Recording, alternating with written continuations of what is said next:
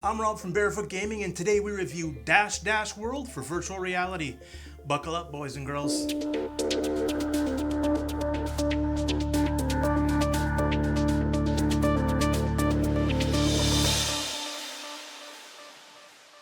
Let's get the elephant in the room out of the way right away. This game is constantly compared to Super Mario Kart, which, to be fair, it cannot compete with. Now, don't get me wrong, it hits a lot of points needed to be similar to Mario Kart.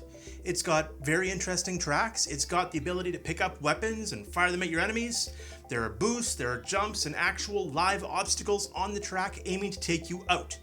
I just feel to directly compare it to a kart racer that has spent years tweaking and perfecting not only visuals and gameplay, but has a bajillion dollars pumped into it in development, that if you're expecting Mario Kart in VR, you may be a tad let down. Now, Dash Dash is available on the Rift, the Index, the Vive, and the Quest, as well as a bunch of the other variants.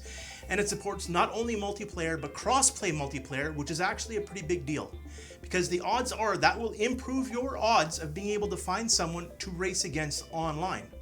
There is an offline story mode, lots of achievements, and throw in cloud saving as a bonus. You can customize your avatar as well as your kart.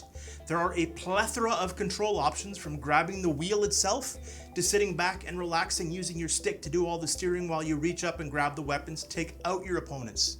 So feel free to tune up your engine, adjust the motion sensitivity settings if you're susceptible, and take off from the start line. Now let's review this, shall we?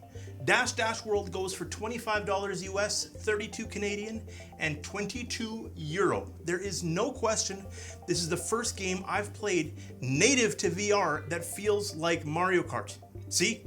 I can't even help comparing it myself. The tracks are not flat like many others. There are curves, gradual inclines and declines, and full-on jumps where you use gliders while avoiding, not piranha plants, but other characters that get directly in your way. Speaking of, the graphics for the courses and the various characters look really, really good.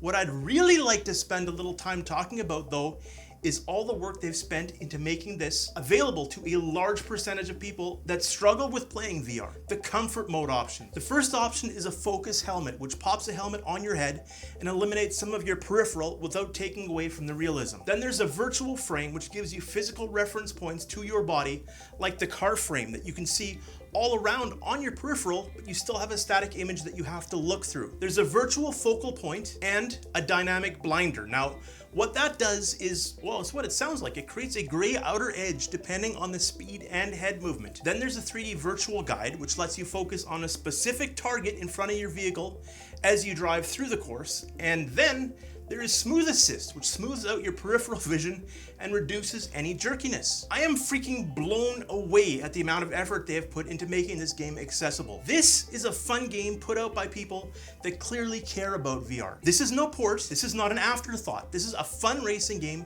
that was developed by people who clearly have an affinity for llamas and the damage they can do to a race car. I highly recommend Dash Dash World, and seeing as it's still early access, there are still apparently more levels and more fun additions to come.